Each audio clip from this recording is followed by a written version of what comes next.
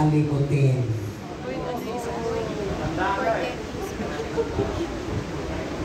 Tama? Pero alam nyo, ito na patunayan ko. Pag gusto mo talagang tandaan, matatandaan mo. Pag gusto mo talagang tandaan, matatandaan mo. Between 1993 hanggang 1996, nung ako ay nasa destino ko sa Santa Cruz, Manila, meron kaming mga young people na pinag-partner ko. Pinartner ko, talaga sinadya ko. No? Kasi gusto ko, ang mapapangasawa nila, taga-church din. So pinag-partner ko. Nagkatuluyan. Katuluyan. Alam nyo, hindi ko man gusto, hanggang ngayon, natatandaan ko yung mga petsa ng mga sinagot sila. Natatandaan ko. Pati yung mga kasal nila, natatandaan ko.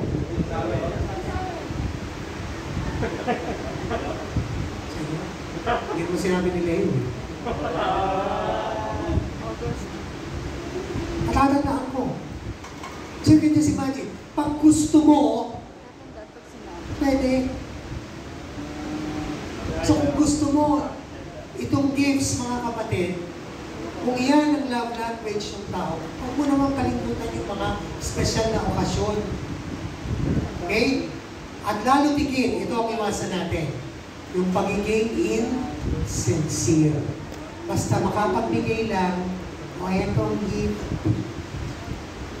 Okay? Mararamdaman ng taong binibigyan mo kung first class, plastic ka. Kung ikaw ay Tupperware, o ikaw ay Orpan. No? Alam ng taong pagbibigyan mo yan. Okay. Tapusin na natin. Question. Ngayon alam na natin kung paano mag-express ng pagmamahal ang Panginoon. Alam na rin natin kahit paano kung paano natin ito i-translate into interpersonal relationships. But then, I made a point earlier. Natanong nyo na ba kung paano gusto ni Jesus na tumanggap ng pagmamahal mula sa atin? This time, it's the Lord that we are focusing on at kung paano niya gustong mahalin natin siya. Okay. Turn to 1 Samuel 15:22. Unang Samuel 15:22. Ano daw? 1 Samuel 15:22. Okay, I'll read it.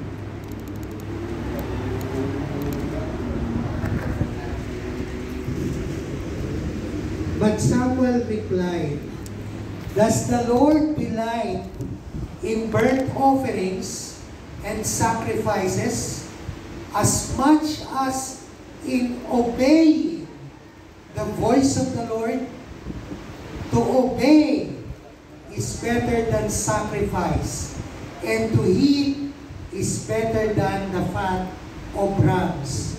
Turn to John. The Gospel according to John, chapter 14.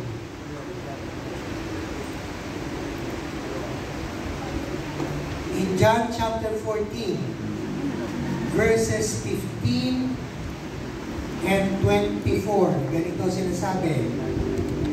Makinig ha? If you love me, the Lord Jesus is speaking here, you will obey what I command. Verse 24, sabi dito, he who does not love me will not obey my teachings. These words you hear are not my own. They belong to the Father who sent me. So very simple. How does the Lord want to receive your love? Obey. Ano yung narinig niyo ngayon? Obey. Ano yung natutunan niyo in the past? Obey. What have you learned from your pastors? Put them into practice. Obey. That is the way Jesus wants to receive love from you.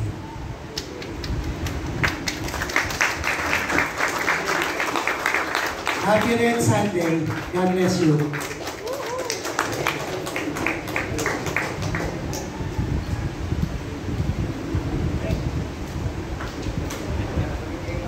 Thank you, Dino. Sabi niya, may live group. Pwede yung tayo magsiguro. Sa tangan po. No, pero baka lalo. Mahirap pong ipadama o ibigay ang isang bagay na wala tayo. Ang hirap magmahal kung wala tayong pagmamahal. Dahil ang pagmamahal ng tao ay naman.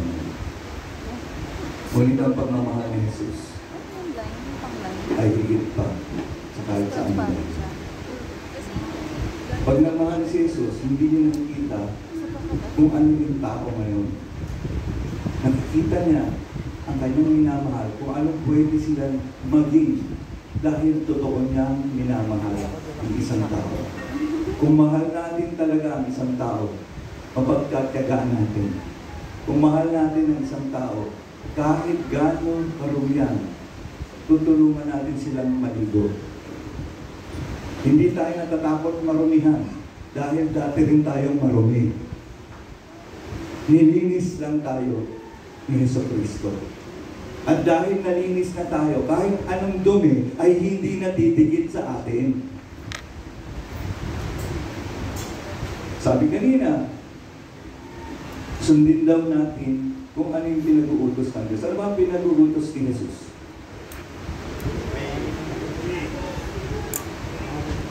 Matthew 28. Can you recite it? Therefore, go and All authority in heaven and on earth has been given to me. Therefore go and make disciples of all nations, baptizing them in the name of the Father and of the Son and of the Holy Spirit, and teaching them to obey everything I have commanded you. And I will be with you till the end of the age. Sige po, yan ang reading assignment natin. Sa buong linggo, isama niyo yan sa mga readings. Matthew 28:19 to 20. Go, and make disciples of all nations. Ibig sabihin, kahit hindi natin kalangit, kahit hindi natin kapamilya, kahit hindi natin kapitbahay, kung sino ituro sa atin ni Lord. Kasi yung itinituro sa atin ni Lord na didisipulo natin, yun ang makakapagbago sa atin. Ba't ko alam, yun ang nakapagbago sa akin. Kahit ayaw mo sumunod sa akin, mamahalin pa rin kita. Hoping that one day, you will feel and see that love, that you will voluntarily change. Not because I told you so. Kasi naramdaman mo yung pag-ibig. And today, this is my challenge to you. Kung di nyo pa naranasan yung pag-ibig ni Lord, this is the time. We've come here, ayokong umuwi kayo nang wala kayong dala. Mahal tayo lahat ng Diyos. Pero kailangan maramdaman natin yun eh. At mararamdaman lang natin yun kung bubuksan natin ang sarili. Di ba? Si Jesus, sinadya niya magpapako sa krus. It's a symbol. Hali kayo. Yayakapin ko kayo.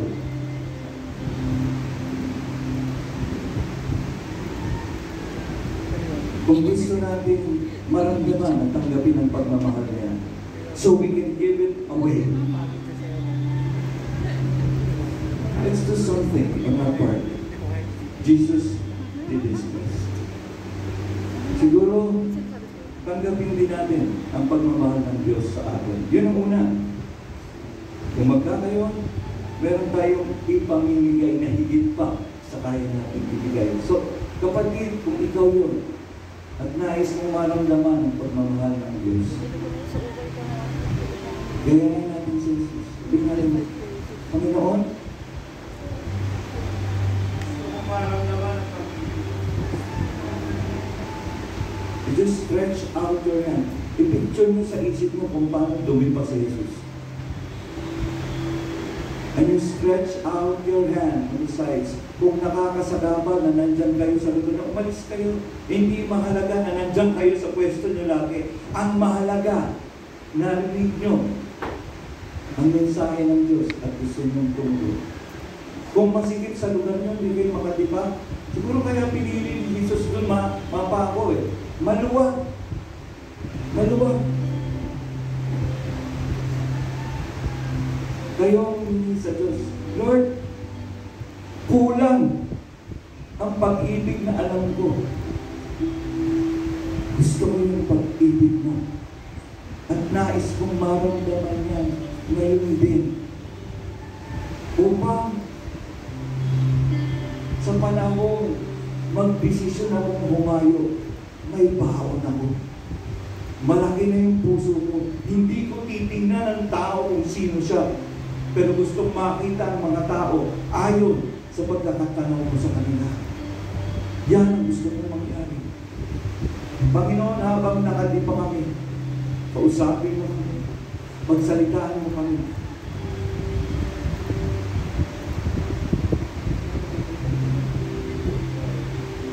Nais kong magaman ang iyong pagmamahal na hindi ko nadama sa aking magulang. Hindi ko nadama sa aking mga kapatid.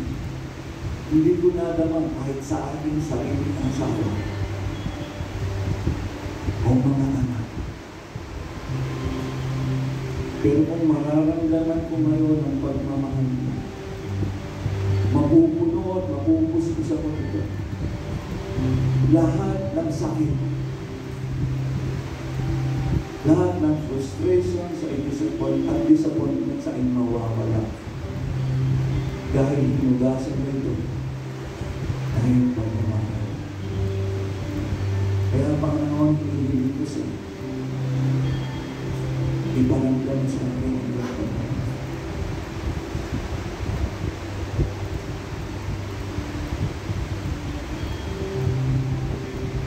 Hindi ka pa rin pumiling ka sa Diyos.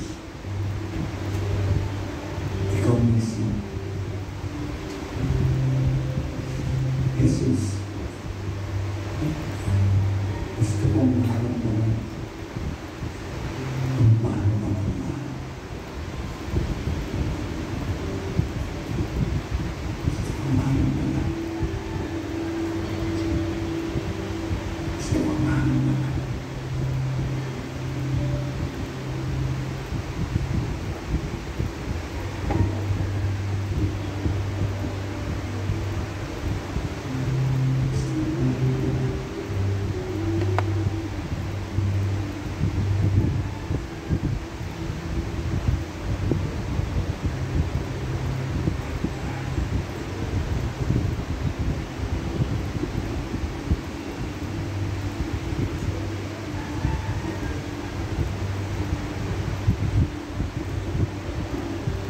Focus on the Lord.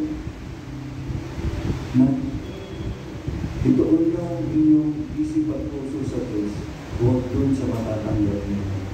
Kasi pag nakatuon tayo sa Diyos, lahat atin. Lahat. Lahat sa atin.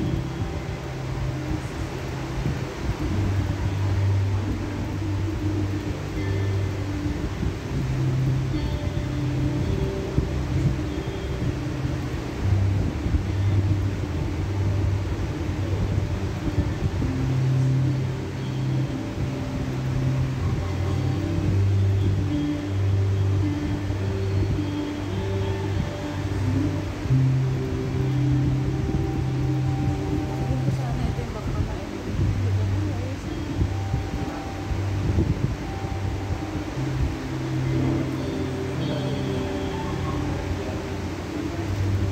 May cut po yung dito. Talagyan mo ng picture. Bakit?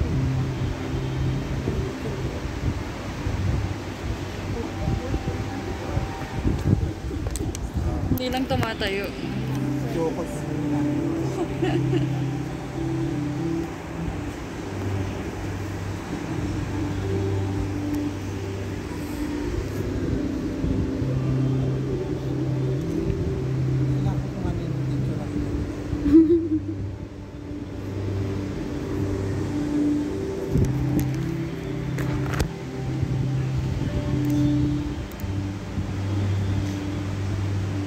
Kung nararamdaman nyo, may inutusan kayo ng Panginoon na ipanalangin ng inyong kapatid. Let's go. We're talking about the languages of love, service, quality time, gifts. Let's practice it in this house.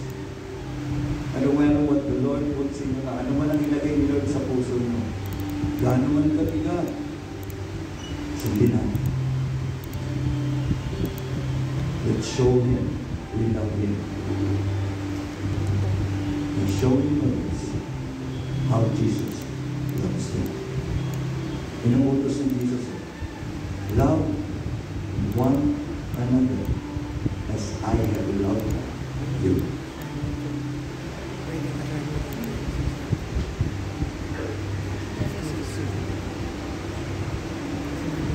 Siguro, Parang ako.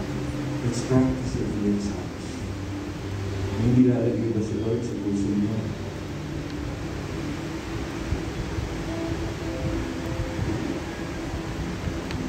Did you go out of your comfort zone?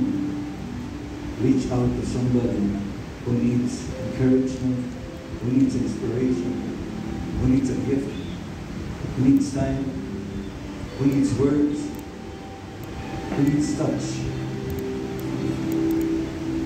I just touched somebody today because I was led to.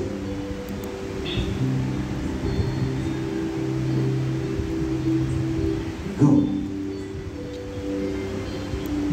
Because the words that God has given you today might be the very words the person God is pointing you to that will release them to love God and feel that kind of love.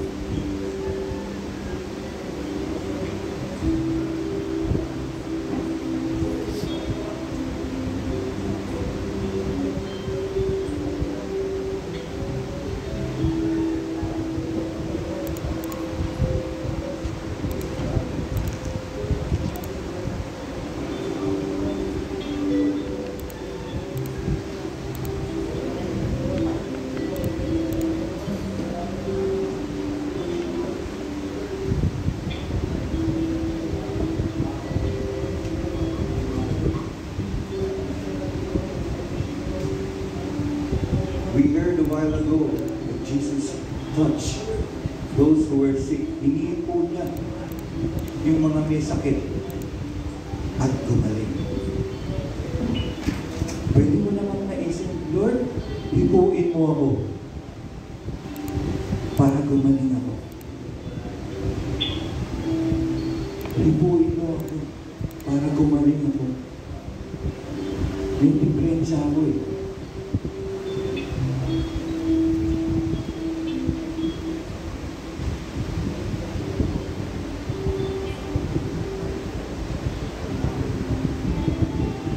And children, Jesus' language of love, which is obedience, is the same language your parents desire.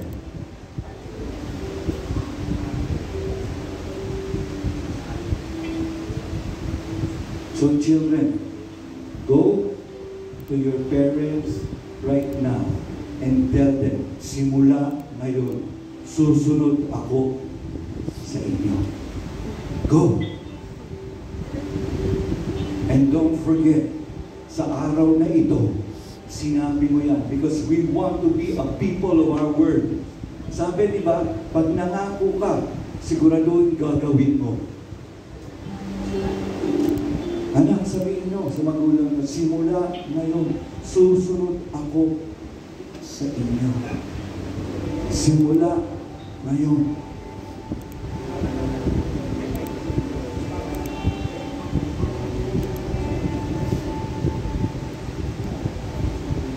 Kung wala ka ng magulang, sabihin mo kay Lord, ay, simula ngayon, susunod na ako sa inyo. Kahit gaano kahirap, kahit gaano kasakit, maging katumbas man ito ng buhay ko, ng pinaninindigan ko, ng pananampalatayang ginawa ko, sisirain ko ang lahat ng ito para lang makasunod sa iyo.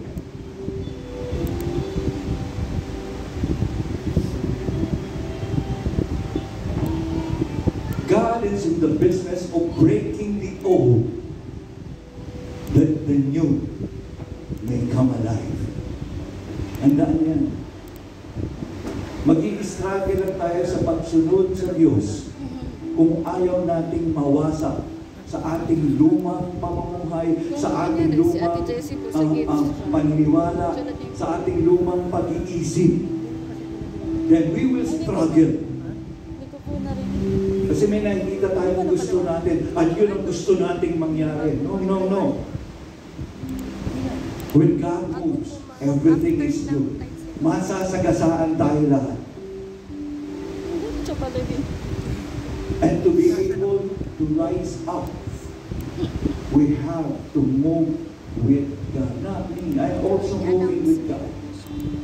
My goal is for you to see God. Yan po ang layunin ko. Hindi kayo susunod sa akin. Dahil ako sumusunod din eh. Ba't nawa ang pagsunod ko ay maging inspirasyon sa inyo?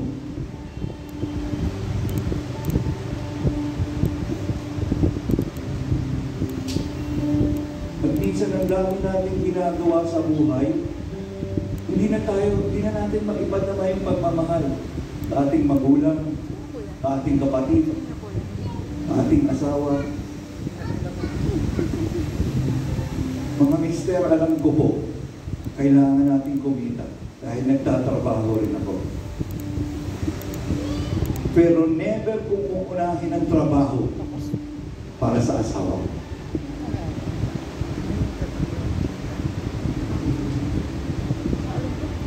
Tandaan niyo yan. Yung sinabi kanina, Mr. and Mrs., mag-date kayo, kayo lang. Kahit malalaki na anak nyo, pag-usapan nyo pa rin ng mga pangarap nyo sa buhay, kayo lang dalawa. Bakit? Kasi ang ama't ina, ang pundasyon ng mga anak, kung ano yung itinatayo natin, yun ang magiging sila. Kung wala tayong pagmamahal sa isa't isa, ano ang ipapasa natin sa kanila? Puro trabaho na lang? E di magiging slave driver yung anak natin. Tama po ba? Ang pagmamahal ng ama't ina sa isa't isa ang siyang magtitindig sa mga anak upang maging matibay.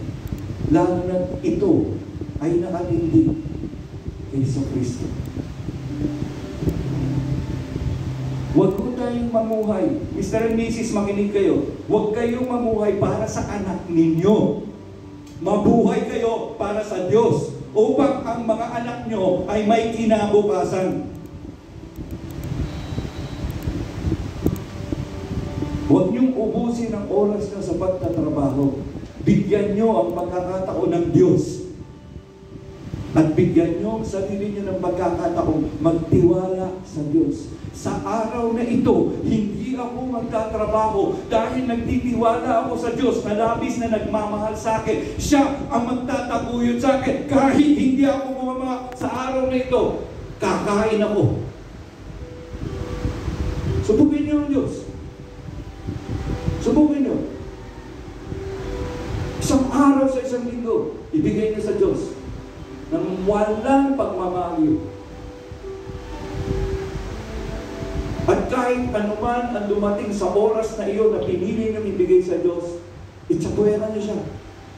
Kahit gaano pa kalaki ang matatanggap niyo.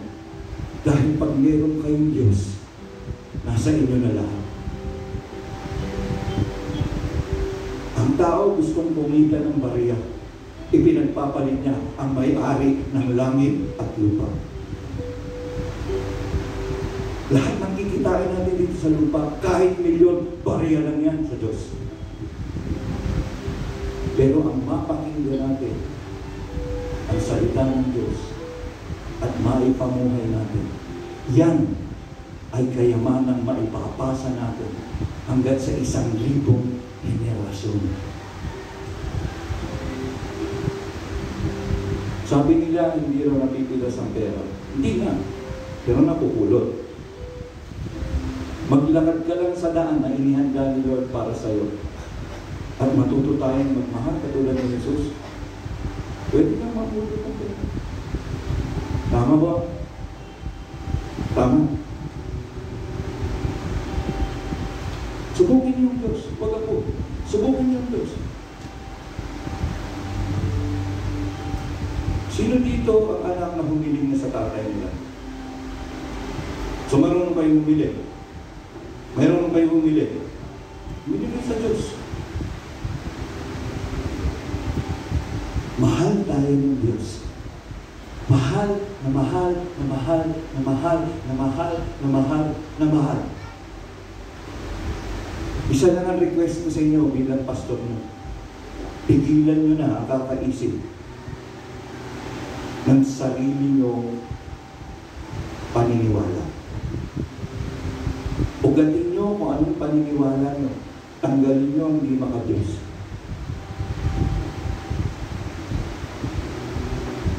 Mga mister, when you go home, don't think of work. Spend time with your wife. Kung meron kayong 100 piso, mga taga-batasan, okay na yan. Puntahin ni Mrs. sa circle. Hindi nyo na mahuhugusan sa pistol.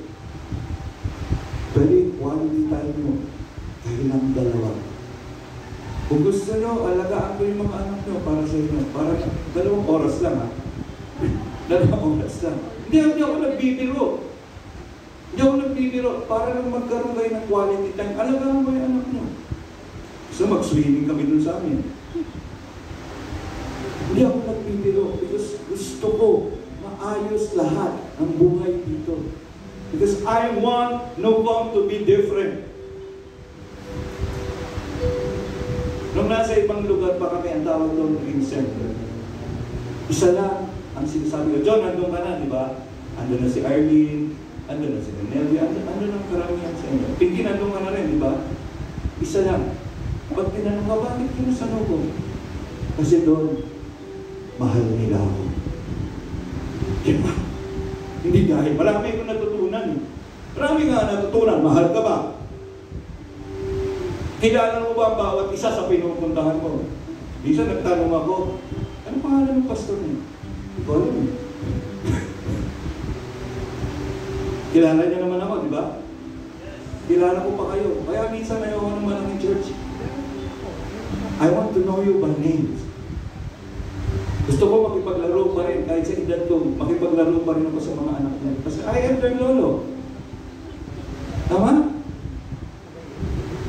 Hanggang pinapahintulot ng Diyos, natulungan ko kayo, tutulungan ko kayo.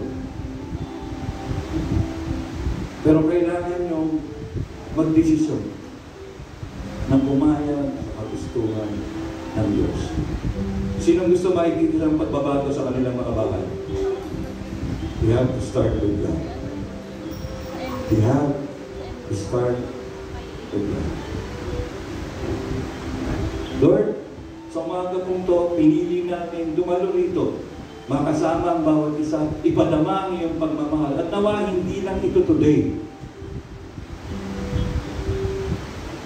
Sa aming mga elders natin, nais namin pag-usapan paano ipapatupad ang pagmamahal mo sa bawat isa. Kaya nung kasama ni Jesus, ang kanyang mga alagad, ano na niya ginawa bago sila Is it before or after? I cannot recall anymore. It's after.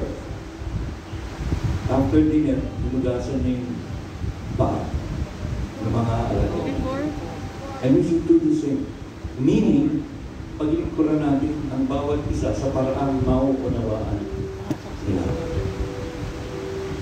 And at that time, kumuha rin ng kapirasong tinapay si Jesus. Sabi niya, itong aking katawan, ibinibigay ko sa inyo.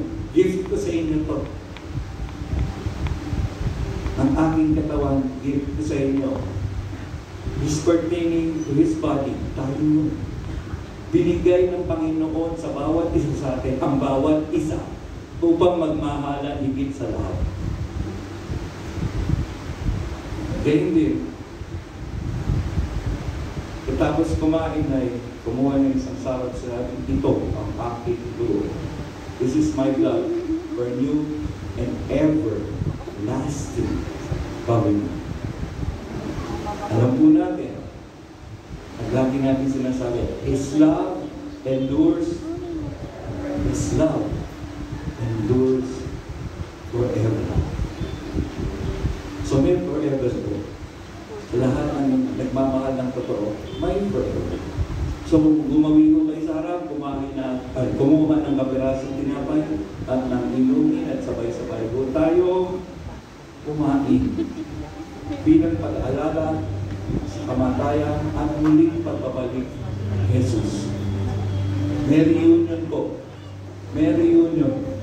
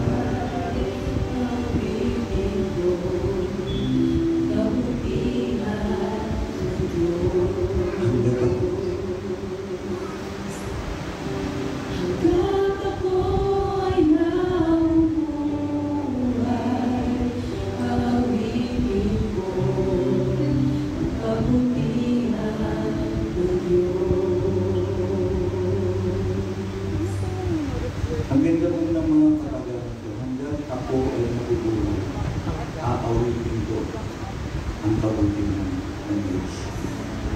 Para sa Kanya na naniniwala at nagtitiwala kay Jesus, walang kamatayan. Sa totoo to, hanggat ako ay nabubuhay, dahil wala akong kamatayan, ang nagtitiwala kay Jesus. So kung hindi mo pa naibigay ang buhay mo ng lubusan, at isinubo ito kay Jesus bilang Panginoon at tagapagligtas. Bago tayo magsalo-salo, maaari ba kapatid, manalangin tayo. Sundan mo ako. Manalangin tayo. Manalangin ka na sapat upang marinig mo ang iyong sarili. Upang pagdating ng araw ng pagsubok, pagsubok sa ating tiwala at pananampalataya sa Diyos, maalala mo mga sandaling ito. Sinabi ko kay Lord, siya na ang aking Panginoon. Yan ba? Manalangin tayo kapatid. Panginoon, sa mga sandali ko ito, binubuksan ko ang aking puso. Binubuksan ko ang aking isipan. Tinatanggap ko, Ikaw, Jesus, ang Panginoon at tagapagligtas ng aking buhay. Simula ngayon, magmamahal ako na tulad mo. Maglalakad ako na tulad mo. Maglilingkod ako ang katulad mo. Gabayan, ingatan, at linapin mo sa lahat ng sandali. Iwas mo ako sa tukso. Kasihan ako ng iyong banal na Espiritu. Amen. Kumain po tayo.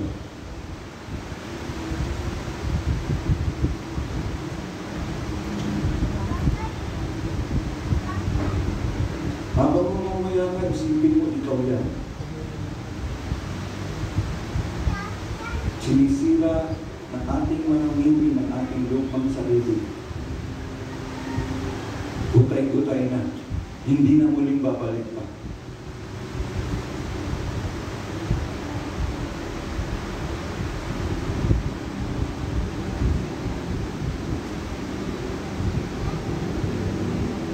Panginoon, salamat sa bagong buhay. Tandaan nyo, hindi mo pwede magsama ang luma at ang bagong buhay. Kailangan mo natin mamili ng isa lang. Para sa akin, ipinamamanin ko sa bawat sa inyo.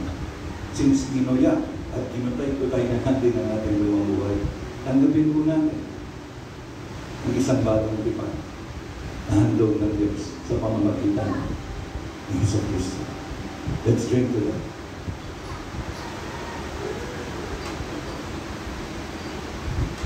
Yeah. Alam ko po, mayroong mga tao rito na first time o second time, alam ko second time nyo rito. Ito po ang aming, kayo rin po, di ba? Bago rin kayo. Next week po, marito ba kayong maanyayahan? Kakain po tayo sa labas ng tangali. Para may paliwanag ko po sa inyo, ano ba ang mga pinag ito? Lahat po, sila rin ang dumating dito ay kasi gusto ko malaman ano ba pinaninindigan ng pamilya dito. Kung walang paninindigan, lalabas-pasok lang ko tayo rito. Ayoko po no. Bilang pinagkatiwala ang pastor ng lugar na ito, gusto ko malaman at may paliwanag ko sa inyo kung ano ang ito. So, yung mga datihan na, basahin natin to. Bagos. No. Third one. Yan. Bago sila. Sino ba na dating nandito na? Basahin nyo.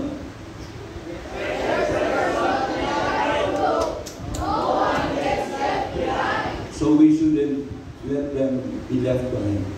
Naintindihan nyo ako? So after ng ating family gathering, situate, meron silang left. Okay? Kingsmen, okay ba? Prince of the house. Okay? Thank you so much. The Lord bless you and keep you. The Lord make His face shine upon you and be gracious to you. The Lord turn His face towards you and give you peace. His peace that transcends all understanding, that will guard your hearts and minds in Christ Jesus. Go and make disciples of all nations, baptizing them in the name of the Father, the Son, and the Holy Spirit. And Jesus said, "Lo, I am with you." Hindi ko kayo nag-iisa until the end of the age. God bless you all. See you next Sunday. We will continue with the beautiful stories of the Bible. Abraham and Lot.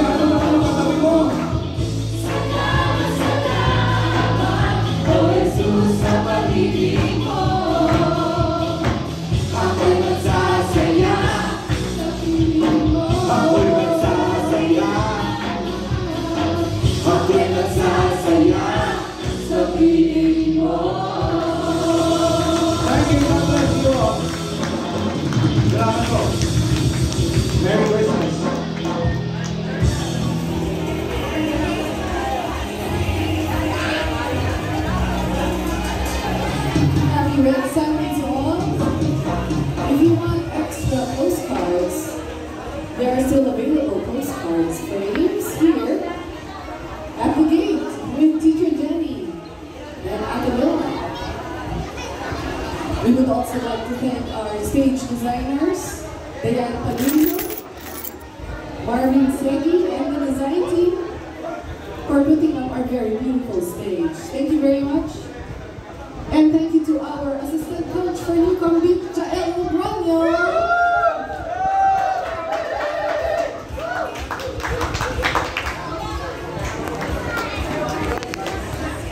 Thank you to our music team for the wonderful music. God bless you all.